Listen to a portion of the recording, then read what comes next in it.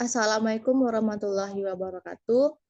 Yang kami hormati Ibu Oknayana, SPD FPDE, selaku dosen pengampu mata kuliah pengauditan 2, dan juga teman-teman yang lain. Kami dari kelompok 5 yang beranggotakan saya sendiri, Nur Alfiana, dan juga rekan saya, Yulia Sinta, dan juga Diska Trisia. Pada pertemuan kali ini, kami akan membahas cara menyelesaikan audit.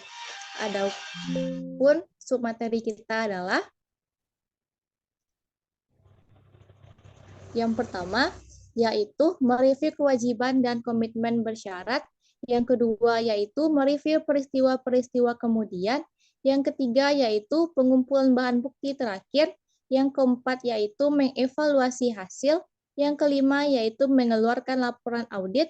Yang keenam, yaitu komunikasi dengan komite audit dan juga manajemen. Materi pertama akan disampaikan oleh Diska. Kepada Diska, dipersilahkan. Baiklah, terima kasih kepada moderator. Di sini saya akan menyampaikan materi terkait mereview kewajiban dan komitmen bersyarat. Kewajiban kontingent adalah potensi kewajiban di masa mendatang kepada pihak luar untuk jumlah yang tidak diketahui dari aktivitas yang telah terjadi. Diperlukan 3 kondisi agar suatu kewajiban kontingent ini ada. Yang pertama, terdapat potensi pembayaran ke pihak luar atau kerusakan aktiva yang diakibatkan kondisi yang ada.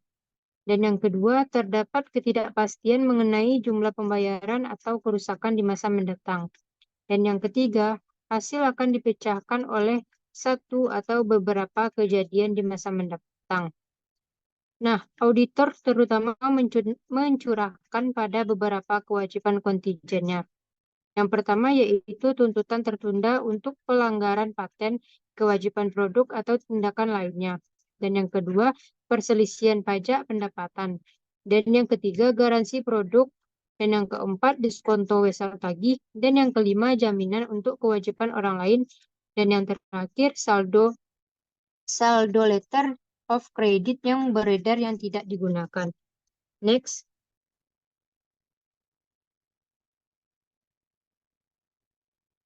Baiklah, untuk materi selanjutnya yaitu mereview peristiwa-peristiwa kemudian.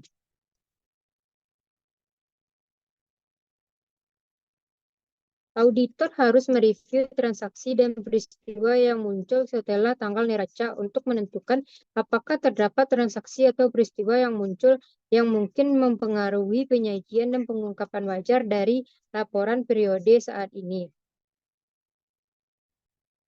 Terdapat 2 kategori prosedur audit untuk mereview peristiwa kemudian. Yang pertama yaitu prosedur yang biasanya diintegrasikan sebagai bagian dari verifikasi saldo akun akhir tahun. Dan yang kedua, prosedur yang dilaksanakan terutama untuk tujuan mengungkapkan peristiwa yang harus diakui sebagai peristiwa selanjutnya. Dan auditor memiliki auditor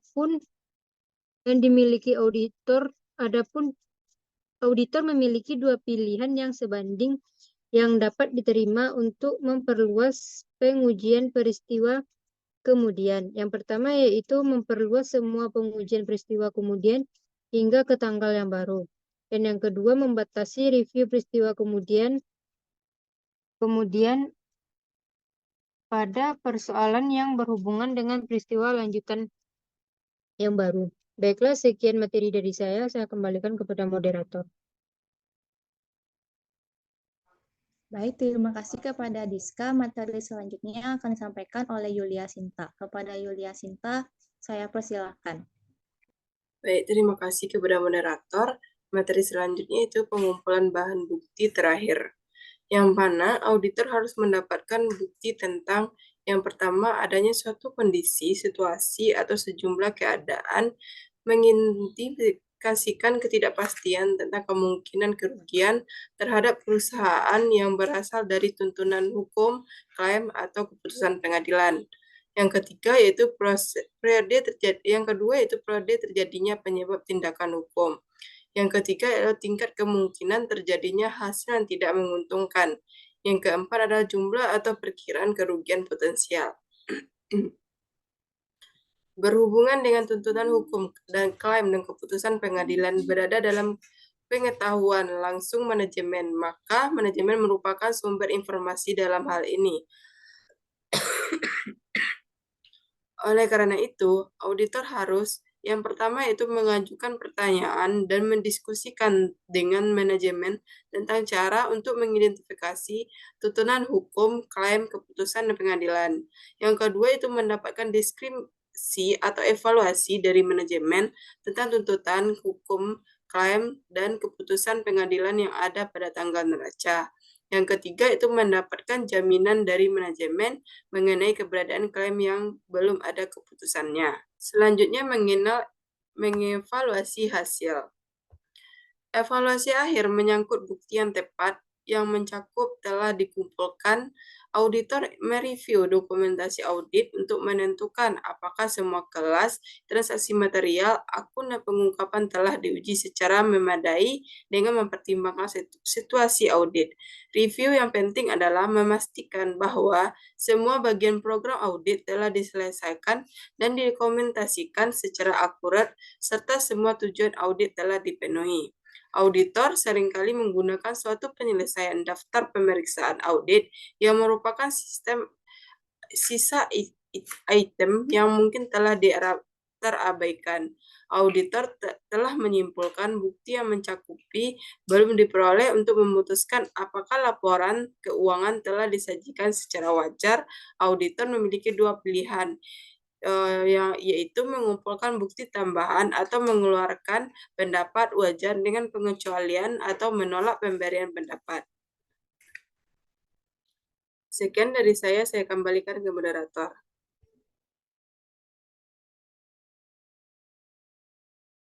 Baik, terima kasih kepada Yulia Sinta. Pada materi selanjutnya akan dijelaskan oleh saya sendiri, yaitu tentang mengeluarkan laporan audit. Auditor akan menerbitkan laporan tanpa pengecualian dengan kata-kata standar. Kantor akuntan biasanya memiliki template elektronik untuk laporan ini dan hanya perlu mengubah nama klien, judul laporan keuangan, dan juga tanggal. Materi selanjutnya yaitu tentang komunikasi dengan komite audit dan manajemen. Komunikasi yang potensial dari auditor dapat dikirimkan kepada komite audit atau pihak lain yang berhak, termasuk komunikasi tentang kecurangan dan tindakan ilegal yang terdeteksi. Definitional pengenalan internal komunikasi lain dengan komite audit dan juga surat manajemen. Ada 4 tujuan utama dari komunikasi yang diwajibkan ini. Tujuan yang pertama yaitu untuk mengkomunikasikan tanggung jawab auditor dalam audit atas laporan keuangan. Tujuan kedua yaitu untuk menyediakan tinjauan mengenai lingkup dan penetapan waktu audit. Tujuan dari komunikasi yang diwajibkan adalah menyediakan tinjauan tingkatan tinggi. Tujuan yang ketiga yaitu untuk menyediakan pihak yang berhak temuan yang signifikan yang diperoleh selama audit. Tujuan yang keempat yaitu untuk memperoleh informasi yang relevan dengan audit dari pihak yang berhak atau yang terlibat dalam tata kelola. Sekian materi dari kelompok 5. Jika ada teman-teman yang ingin bertanya, silakan diisi forum diskusi. Wassalamualaikum warahmatullahi wabarakatuh.